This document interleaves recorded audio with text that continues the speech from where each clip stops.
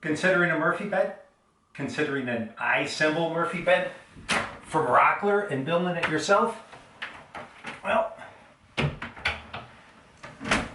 take a look at how I built this one.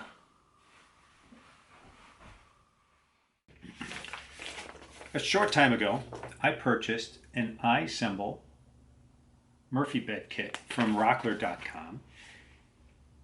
I purchased it when it was on sale, and I'm finally getting around to constructing it. Rockler.com offers this ISemble, and they offer a standard Murphy Bed kit. And the ISemble is approximately $75 more. However, it comes with like a Euro frame system. So it's a metal frame that has plywood slats that provide some bounce, some cushion to it. Kind of replaces a box spring. The standard Murphy bed, you build a plywood platform. Mattress resides directly on that. Rockler shipped it via UPS. It arrived quite rapidly. It is a kind of a large and heavy box, approximately 6 foot long, over a foot wide, nearly a foot tall, about 80 pounds. One person can handle it. I was home when it got delivered, so I helped unload it from the truck, and I had my wife help me move it throughout the house. It's awkward. You can do it with one person. It comes with the printed instructions.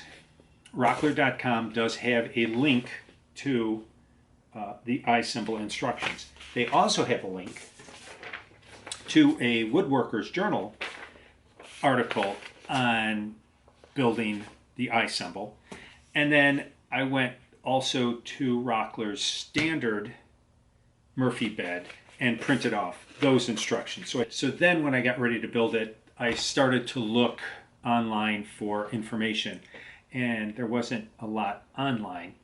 So I decided to make this. So if you are thinking about purchasing, or like me, purchased and then started to try to figure out how to build it, hopefully this will help. One thing I learned from watching online is this kit is made for a 10-inch mattress.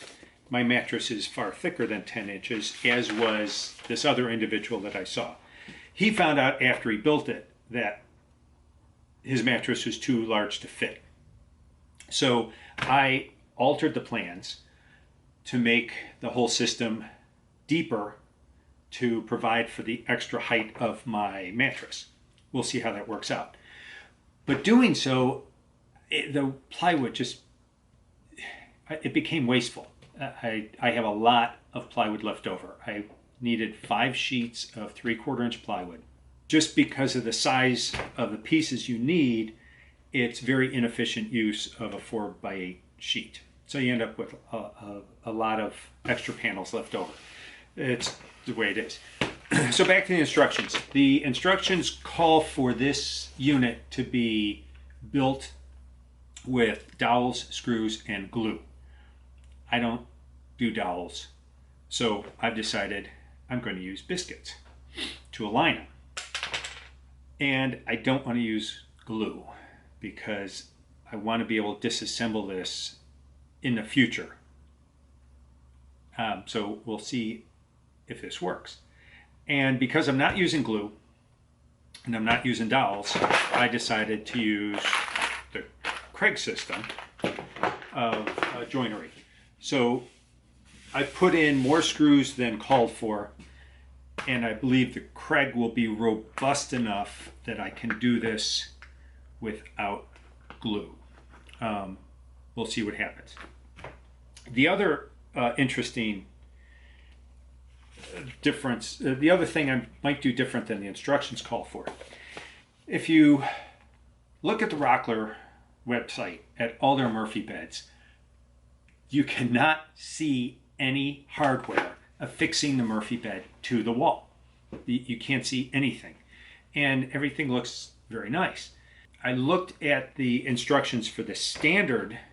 They call for 1 3-inch screw at each stud that you cross. So in the case of a queen bed, that would probably be 4 studs that you're going to cross. So they're talking about 4 3-inch screws to secure the frame to the wall. The ISemble calls for 12 3-inch hex head ugly bolts. They call for them to be exposed across the back panel. So I would like to avoid that. Now, the instructions call for bolts across the top and then these brackets on top of the top. And these will be out of sight. And these brackets are secured to the wall with 2 of these 3-inch bolts. So my plan is use a 3-inch bolt on the bottom panel where the mattress will hide, use these plates across the top, and hopefully avoid bolts in the panel where they're visible. We'll see. We'll see what happens with that. Because there is a lot of pressure put on this, I don't know if I'm going to get away without glue and without those 3 bolts, but we'll see what happens. Another very important issue that they don't cover here, they don't cover here, they don't cover here, they don't cover online. I don't have a bedroom wall that has 60 inches without an outlet in it. I can't just bolt a piece of wood over an outlet and walk away. That's not up to code. You can't just hide an outlet from access.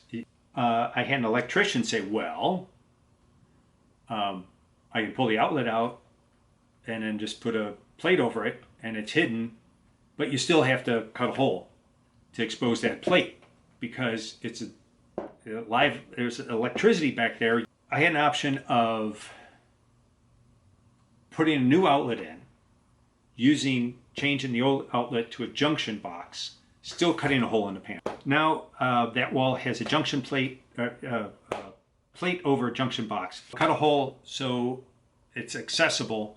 It should be, that hole should be hidden by the mattress, let's hope. And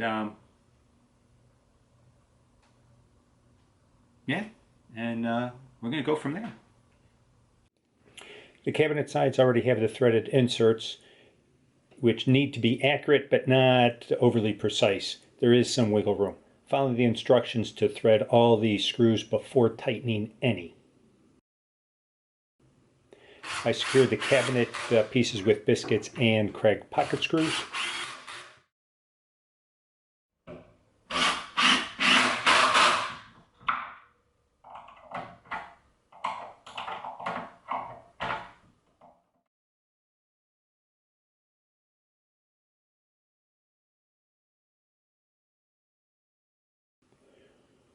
Mark the stud locations for the bolts and brackets. The 4 bolts at the base are hidden by the mattress. I did not put bolts up high where they would be visible. Top brackets require accuracy in marking and drilling.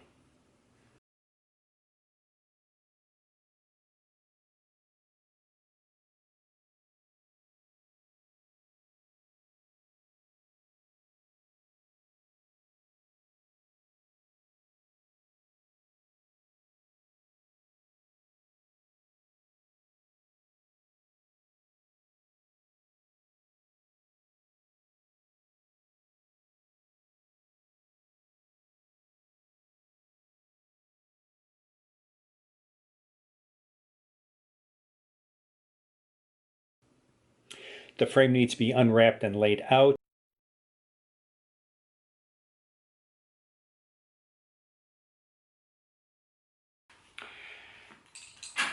I've got all the nuts and bolts on the frame. They're all loose.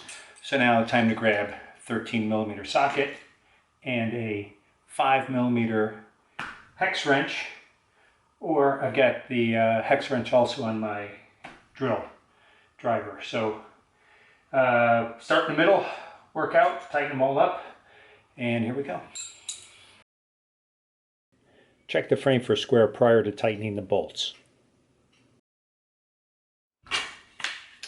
Now it's time for the slats. These are what gives a little bit of spring, replaces the box spring. According to the instructions, I need to take an end cap, put the end cap on, put the end cap on, 2 separate slats, and then connect them with the double, and then mount it into the bed frame.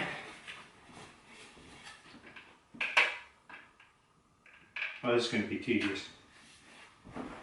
Like so.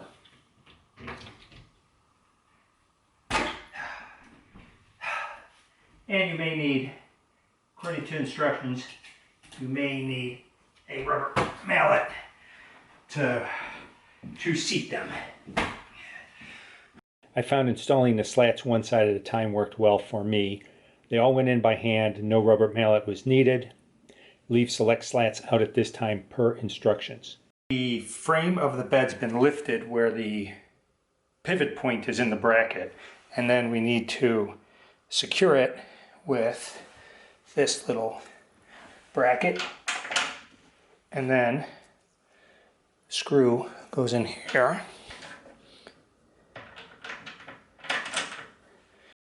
Attaching the gas struts, really simple, straightforward. The instructions have the doorstop being installed at this point, but I didn't do it until later. The installation of the legs and the leg tube was the most difficult step for me. Without the weight of a mattress, the platform may close up, so I placed a bucket with tools on the platform to hold it down while installing all of the screws to the door panel. Install the last few slats and then the mattress.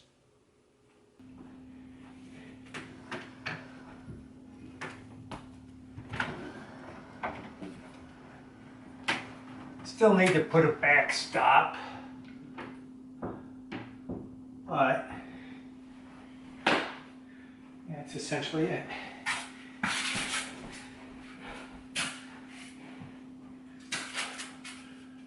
Over 3 hours worth of work, most of it crawling around on hands and knees, and a lot of time unwrapping the hardware. I have some noise. The metal frame will flex with weight, like this.